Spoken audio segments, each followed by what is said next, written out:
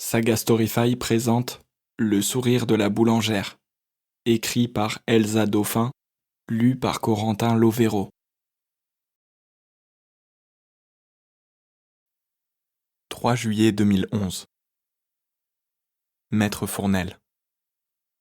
Suite à notre rencontre, il me semble opportun de revenir sur certains détails de mon affaire. Les grandes lignes que je vous en ai tracées ne peuvent effectivement suffire à rendre compte de la situation critique dans laquelle je me trouve. J'ai bien compris que les anecdotes ne vous intéressent guère. Votre agacement croissait à mesure que je vous racontais mon histoire, m'égarant sans doute un peu trop dans des explications alambiquées que je voulais pourtant précises, et à plusieurs reprises, en m'interrompant, vous m'avez prié d'en venir aux faits. Je n'ai que peu de temps à vous consacrer, monsieur Organ, me répétiez-vous à intervalles réguliers tout en regardant votre montre.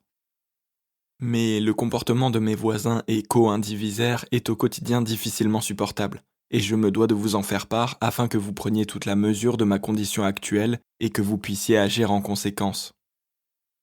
Comment vous dire, maître? Il ne se passe pas une journée sans que je sois dans l'obligation de les croiser.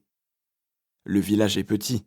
Imaginez, quelques rues et la grande place du marché, avec son église et ses cafés. Pas un pas, je vous dis, quand je sors de chez moi, sans les rencontrer.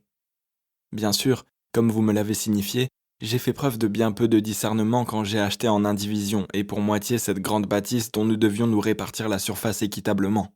Mais voilà, monsieur et madame Potard occupent l'essentiel de l'espace, et moi une unique pièce d'une 40aine de mètres carrés sur les 300 que compte le bâtiment. Oui, bien peu de discernement, j'en conviens, mais enfin il s'agissait d'amis, de personnes que je connais et côtoie depuis presque 30 ans, et en qui j'avais toute confiance. Une naïveté coupable peut-être, et que mon âge, 50 ans, aggrave sans doute à vos yeux. Pauvre bougre, sembliez-vous penser en posant sur moi un regard blasé.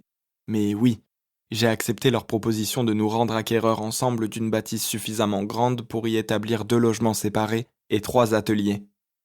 2 ateliers de peinture pour eux et un atelier de sculpture pour moi.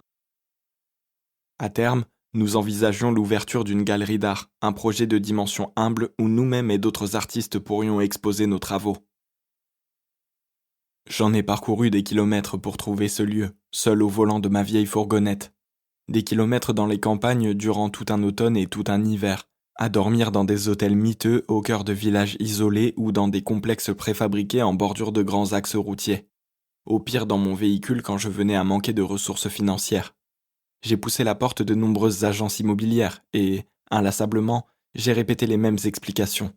J'ai visité un nombre incalculable de maisons de village, maisons de maîtres délabrées, immeubles insalubres, corps de ferme, anciennes gares et usines désaffectées, et même quelques ruines. Mais rien ne convenait à Hervé et Patricia Potard, que je tenais au courant régulièrement de mes démarches. Il fallait prospecter encore et encore, et moi qui y croyais à ce projet, personnel et professionnel, j'ai poursuivi les recherches jusqu'à trouver ce lieu, une ancienne tannerie qui avait fermé ses portes depuis bien longtemps, et dont seule subsistait une boutique minable où l'on pouvait encore acheter vestes et pantalons de cuir, tout poisseux de poussière, presque raides de crasse, pendus à des cintres alignés sur des portants métalliques rouillés. Oui, jusqu'à ce que je trouve la perle rare, grande, avec des travaux conséquents, mais d'un prix abordable. Quand j'ai fait part de ma découverte à Hervé et Patricia, ils n'ont pas hésité un instant. Ils ont pris leurs dispositions pour me rejoindre, l'ont visité avec entrain et ont souhaité signer le compromis de vente dans la foulée, avant de repartir chez eux, une banlieue composée de pavillons tous identiques, collés les uns aux autres et entourés de jardins étriqués, et préparer leur déménagement. Tout a été si vite, maître, au point que j'ai eu alors le sentiment que le cours des événements m'échappait. Je n'étais pourtant pas aussi enthousiaste que mes amis. Tout d'abord, les travaux à effectuer étaient colossaux, j'en ai mesuré tout de suite l'importance. De la cave au toit, tout était à reprendre. Je ne vais pas vous assommer de détails techniques, mais nous en avions pour de nombreux mois, voire des années pour rendre l'ensemble habitable. Et il y avait cette cour, grande certes, mais entièrement en béton et qui surplombe la cave. Sans un parterre de terre. Pas moyen d'envisager un jardin ou quelques plantations. J'ai toujours aimé les jardins. Mais Patricia a balayé d'un revers de main, et avec dédain, mes réticences, arguant que nous mettrions des jardinières de fleurs, des plantes en pot, et que cela irait bien comme ça, D'autant plus que nous étions à la campagne et que si je tenais vraiment à jardiner, j'aurais toujours la possibilité de louer un terrain. Mais surtout, il y avait ce monument aux morts accolé à la propriété. Un monument aux morts monstrueux, d'une laideur incommensurable. Un monument aux morts énorme pour un si petit village, pas plus de 600 habitants, même si les 2 guerres mondiales et celle d'Algérie avaient fauché, comme partout ailleurs, leur lot de jeunes hommes. Mais enfin, une telle construction avec des fioritures ringardes au possible, elle dégage un patriotisme rance et revanchard. C'était franchement rebutant. Sa laideur était cependant atténuée par 2 marronniers plantés de part et d'autre, des arbres magnifiques, de belle hauteur, de large circonférence, et aux ramures denses qui devaient propager une belle ombre sur la cour en été, et qui donnaient à cet ensemble tout de pierre et de béton une fraîcheur végétale qui sinon aurait manqué cruellement. Les houppiers fournis dissimulaient en partie la construction hideuse et formaient une protection contre les bruits de la rue. Les oiseaux y nichaient et y chantaient. Leur présence m'a incité à mettre de côté mes réserves, et je me suis finalement rangé à l'avis de mes amis, de mes anciens amis plutôt, devrais-je dire. Mais oui, finalement, je suis allé dans leur sens, et j'ai signé. C'était au mois de février, il y a bientôt 2 ans de cela. Et ce que c'est que le destin, car voyez-vous, quelques semaines après notre installation, c'était au mois d'avril, une entreprise sollicitée par la mairie est venue couper les arbres, ces grands marronniers qui devaient être là depuis plus de 50 ans. Ils les ont abattus sans aucun état d'âme, bloquant toute la rue pour procéder à ce massacre. Les tronçonneuses ont vibré toute la matinée et sans doute une grande partie de l'après-midi. J'ai regardé les bûcherons travailler durant un moment. Tout d'abord, ils ont coupé les branches qui tombaient dans le bruissement de leur feuillage et s'accumulaient au pied du monument aux morts comme autant de membres amputés. Puis ils se sont attaqués au tronc, et là, je n'ai pas pu rester. C'était comme des grands corps nus, sans défense, qu'on achevait. J'ai pris ma fourgonnette et j'ai roulé jusqu'à la fin du jour, sans but, pour revenir à la nuit tombée. Ce n'est que le lendemain que j'ai constaté le résultat, ce vide que laissent les arbres dans le ciel quand ils ne sont plus là. La raison de cet abattage dont j'ai pris connaissance dans le procès-verbal d'une séance du conseil municipal a fini de m'atterrer. Cela dépassait mon entendement. Ils ont coupé ces arbres magnifiques du fait de leur beauté, de leur grandeur, de l'opulence de leurs ramures qui masquaient à la vue des passants le monument mortifère. Ils ont coupé les arbres car ils empêchaient la lecture des noms des morts au champ d'honneur, parce que leurs branches risquaient d'en abîmer les bas-reliefs ringards ainsi que la statuaire doloriste. Une femme aux traits compassés, tenant dans ses bras un soldat, mort ou agonisant, c'est au choix. Pour finir, il était précisé, dans un jargon administratif qui ne prêtait pas à la contestation, que la mise en œuvre de cette décision devait intervenir le plus rapidement possible du fait des prochaines commémorations. Celle du 8 mai en l'occurrence.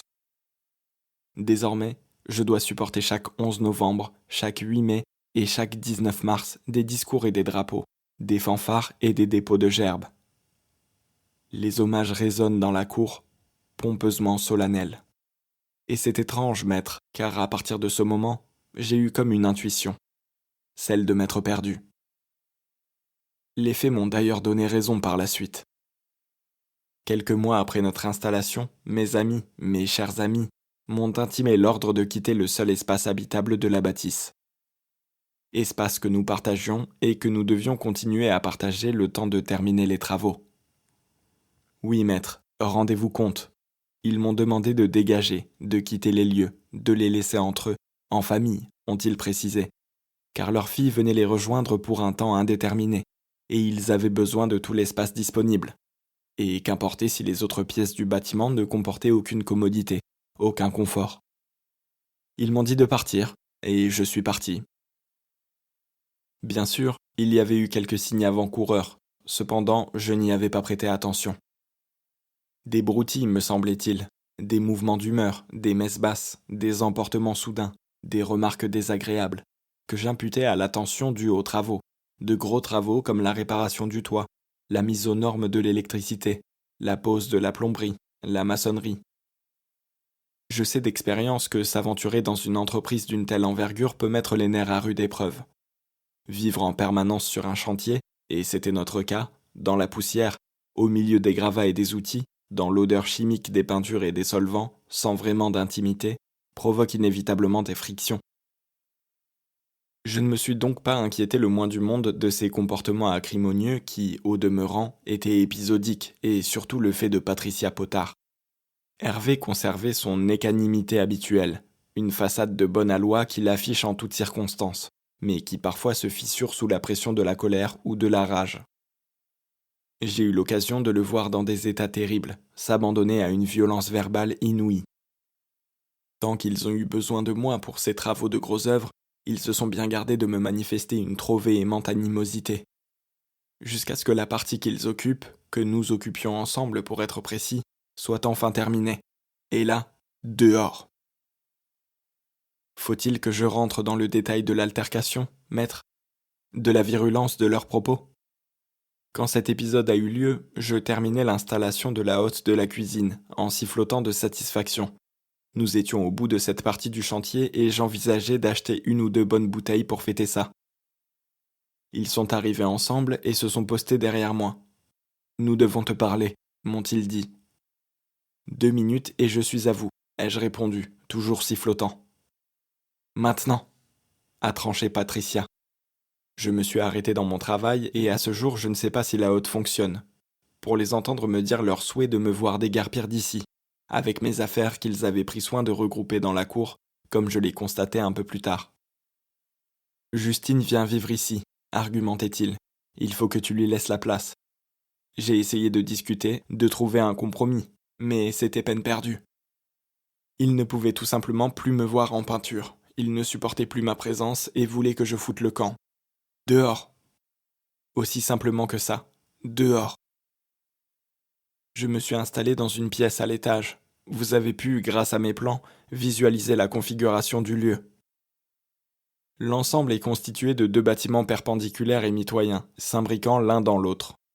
Les 2 parties de cet ensemble possèdent chacune une entrée séparée.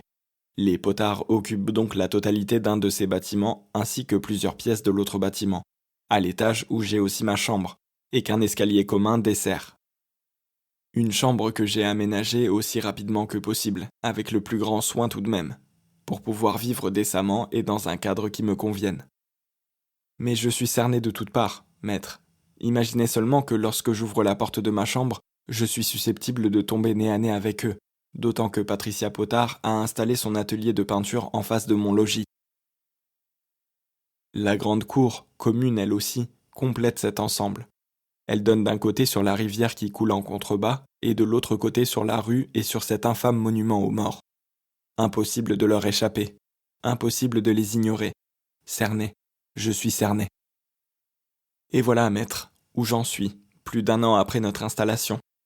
Toujours au même point, malgré mes démarches pour renouer le dialogue avec eux. Je leur ai même proposé une conciliation devant notaire, qu'ils ont refusé. Alors oui, j'ai besoin de vos services, de votre expertise, de vos conseils. Mais sachez, maître, que je ne céderai sur rien, sur aucun de mes droits.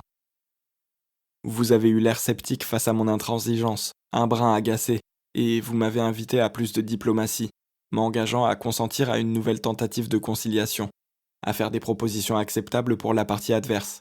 Mais qu'entendez-vous par acceptable, maître, quand on sait la situation inique dans laquelle je me trouve, et à demeurer ouvert aux offres qu'elle serait susceptible de me soumettre?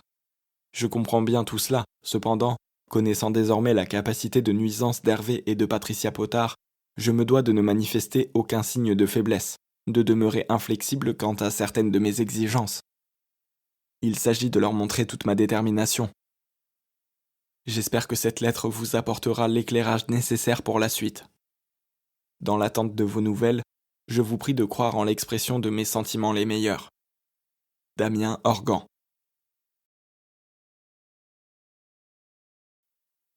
22 juillet 2011. Maître Fournel. Mais que m'est-il passé par la tête? Pourquoi ai-je accepté cette proposition? Qu'avais-je besoin de m'associer à Hervé et Patricia Potard? Je tente une explication logique, comme celle que je vous ai donnée, maître, lors de ce premier entretien et dans mon courrier précédent.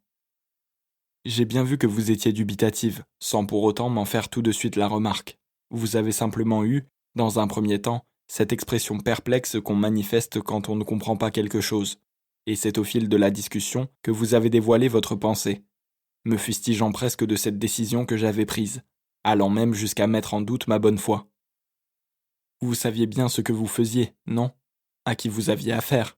Vous deviez bien y trouver un intérêt, non? Et tout ceci sur un ton dont l'acrimonie ne m'a pas échappé. Et c'était comme s'il fallait que je me justifie. C'est vrai, l'idée d'une association professionnelle m'a immédiatement séduit. J'en avais plus qu'assez de ces boulots précaires, de ces emplois de peu, dont la rémunération était si misérable que plus d'une fois j'ai regretté de les avoir acceptés.